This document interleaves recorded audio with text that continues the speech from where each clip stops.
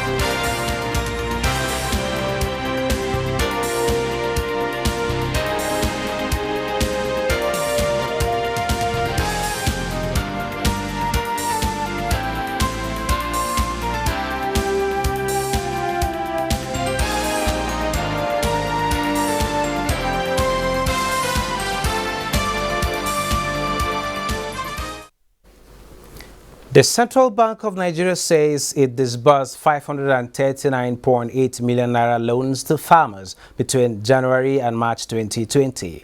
The Apex Bank stated this in its third quarter economic report entitled Agricultural Credit Guarantee Scheme.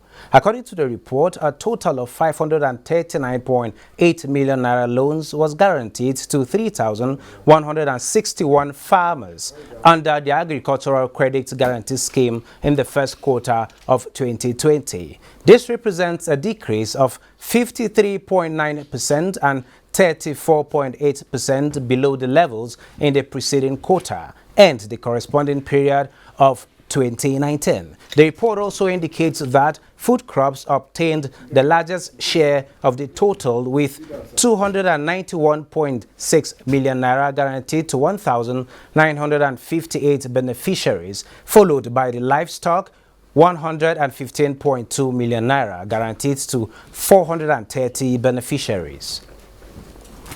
The Minister of Humanitarian Affairs, Disaster Management and Social Development, Sadia Umar Farouk, says her ministry did not spend 13 billion naira on school feeding. The minister gave a clarification in a statement released on the fake news circulating around sums purportedly spent daily on the provision of take-home rations under a modified homegrown school feeding program. Elizabeth Omorui has the details.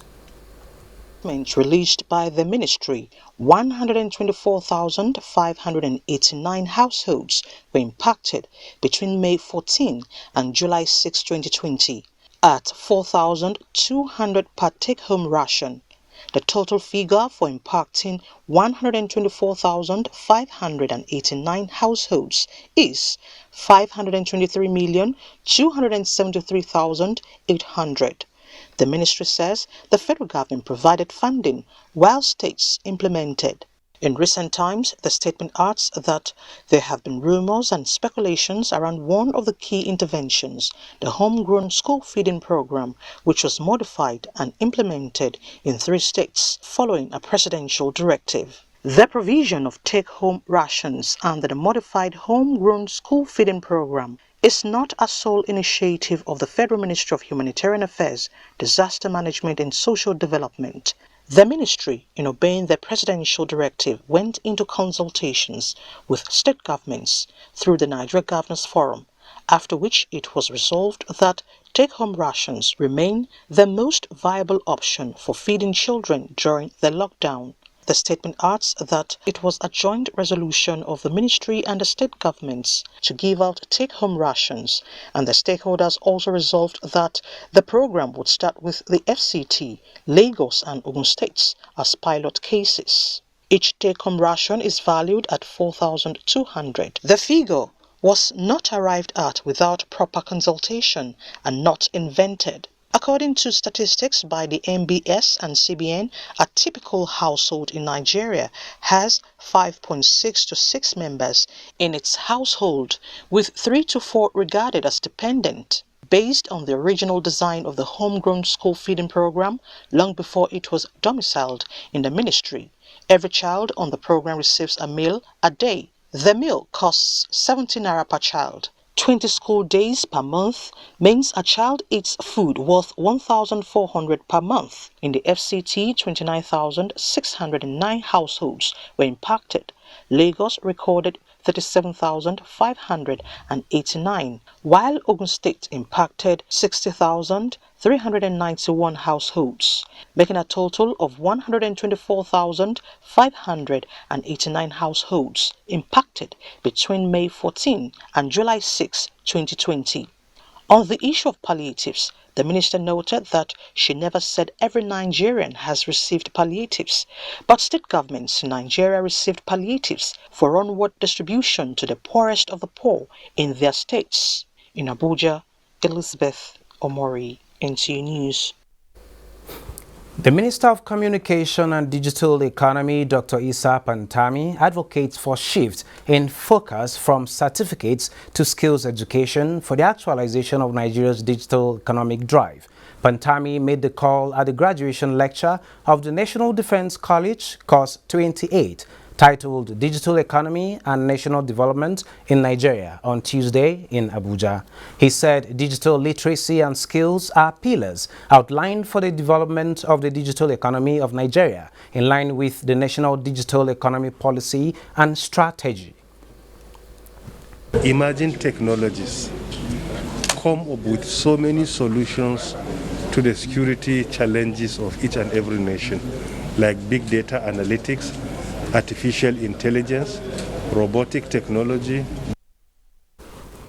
The minister added that emphasis on certificates must be reduced in engaging labor force, urging that focus should be shifted to skills if the nation must catch up with development.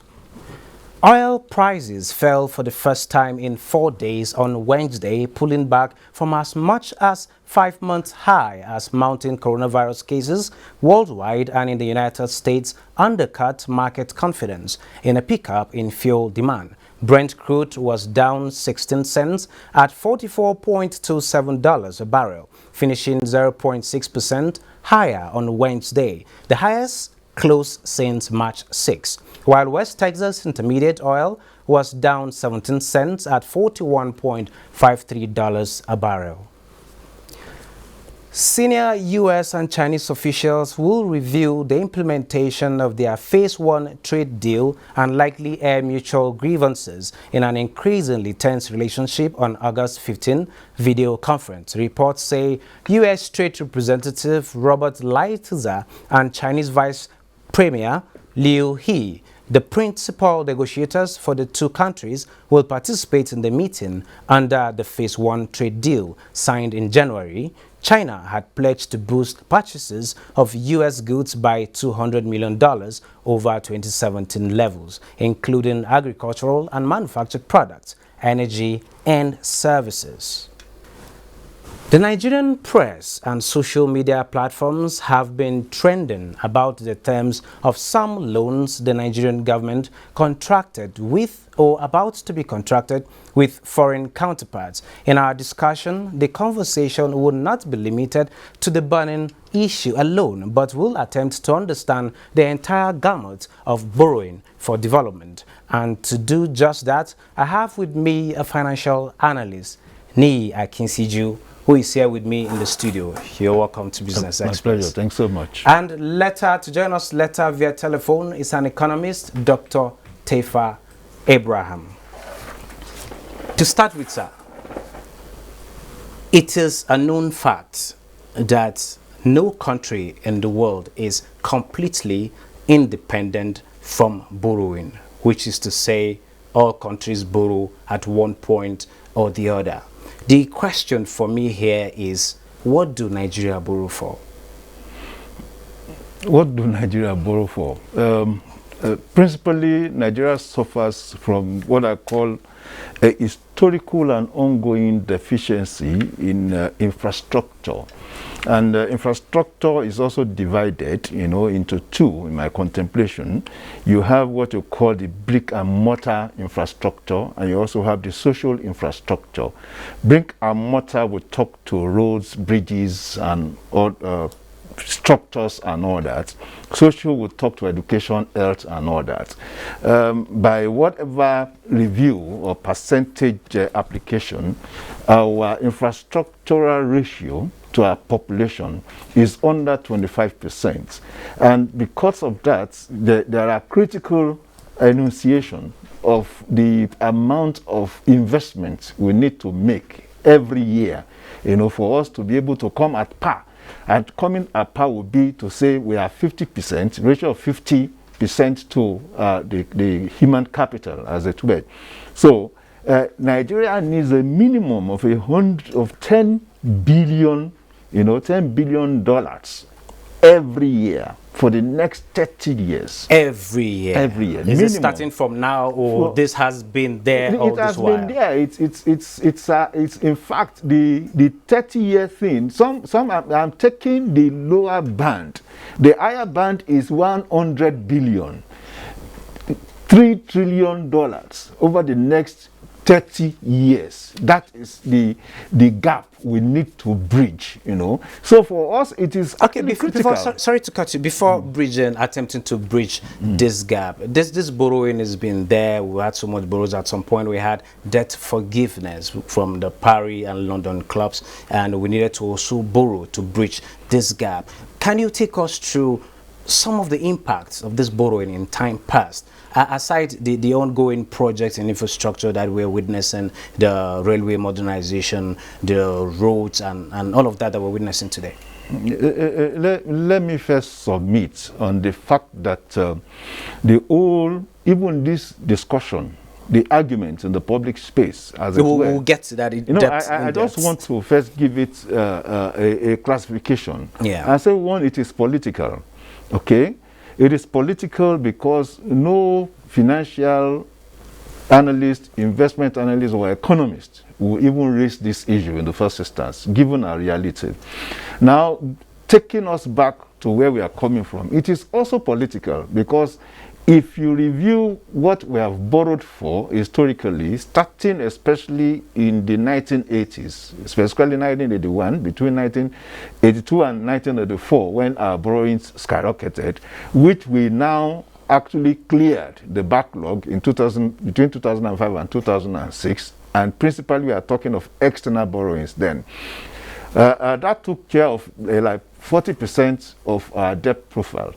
But unfortunately, what we have either borrowed for before then and what we have borrowed for between then and 2015, it is unfortunate that you cannot track in terms of specifics either brick and mortar infrastructure or social infrastructure, how they've been spent.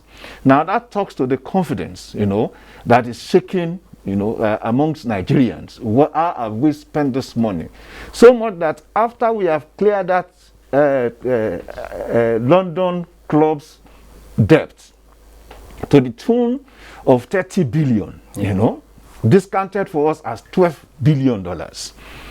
We still ratcheted up to $63 billion, you know, by 2015. And we started looking at where has the money gone to. Unfortunately, you cannot start, you know, you can't start itemizing, you know. The nearest you can do. Following the challenge of itemizing, as an individual, you go into the bank, to your bank for some loans, and you know interest rates in commercial banks are kind of high. Then if you have interventions by government, you have interest rates, thank God to COVID-19, as low as 5%. You will consider the lending rates, the tenor, then repayment. Could this have been responsible for lack of the ability to want to track the benefits in holistically of past loans? The truth of the matter is, just like you go to the banks, you know, banks don't grant loans just like to anybody. For a jurisdiction to secure loan, it means you would have fulfilled certain preconditions. Nigeria, unfortunately, is part, you know, of those jurisdictions that are respected. We are the 27th largest economy in the world. People don't know that, you know. Yeah. So there's that assumption that Nigeria is a strong economic environment. But in those days, consensual due diligence were not applicable, you know, to securing these loans. It is different now, especially when you secure loans that are government to government. What this administration, you know, and I'm saying I have sympathy for this administration because of the objective process. And I'm saying objective because there are no entanglements between the lender and the debtor and the borrower. There are no middle men. What we usually have before are a number of both institutional and individual middlemen. Middlemen, and they also get their cuts They from also the whole deal. get their cuts. And in getting their cuts, most of the application of this loan are primarily partisan, you know.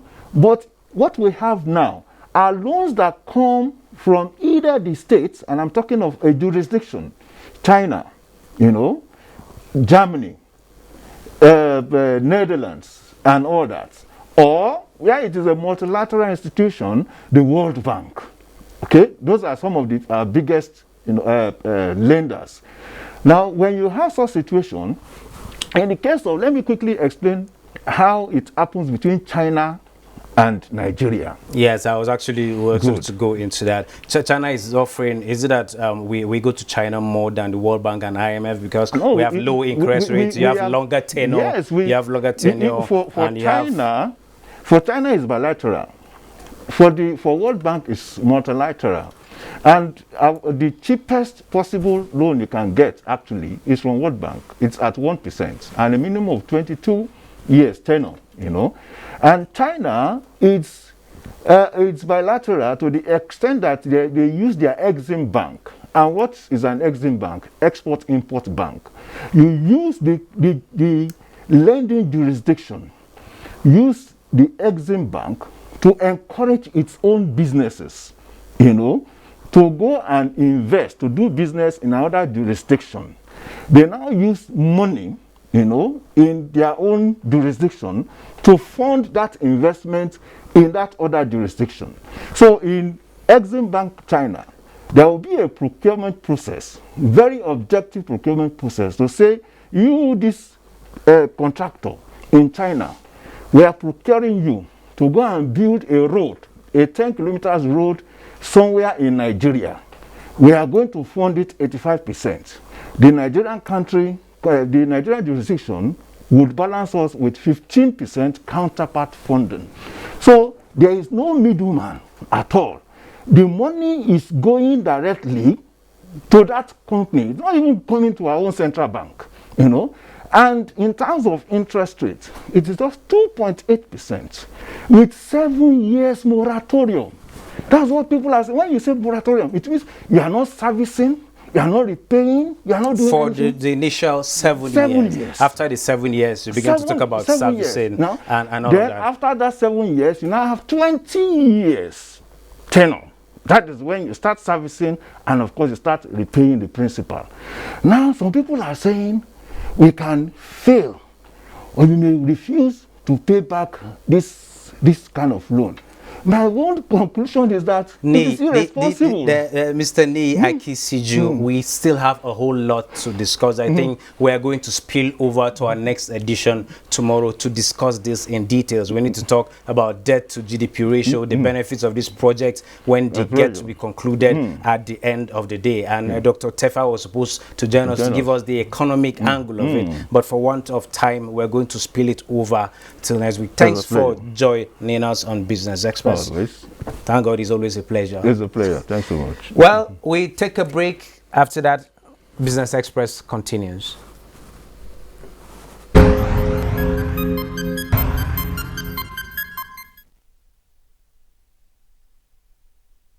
Let me assure Nigerians that all COVID-19 intervention funds are safe in the Treasury single account, and that government is still open to donations in this regard.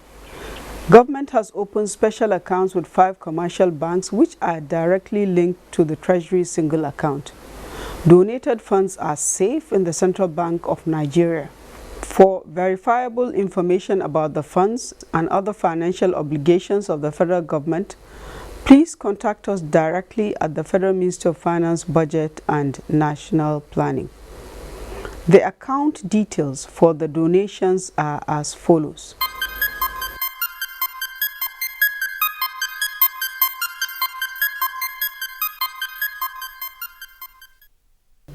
News reaching us is the new pump price being announced. The downstream subsidiary of the Nigerian National Petroleum Corporation, NNPC, the Petroleum Products Marketing Company, PPMC, has announced a new ex-depot price of PMS, also known as petrol, at 138.62 per naira per litre. The price, which takes effect from the 5th of August, is in line with new market fundamentals following the deregulation of the petroleum. An ex-depot price is the price at which depot owners sell the commodity to retail outlets. The ex-depot price per litre of petrol is normally around 15 naira lower than the pump price, as the marketers would add cost of transportation from the depots to their retail outlets, as well as other costs and marketers' margin, among others. A statement signed by Mohammed Bello, manager sales,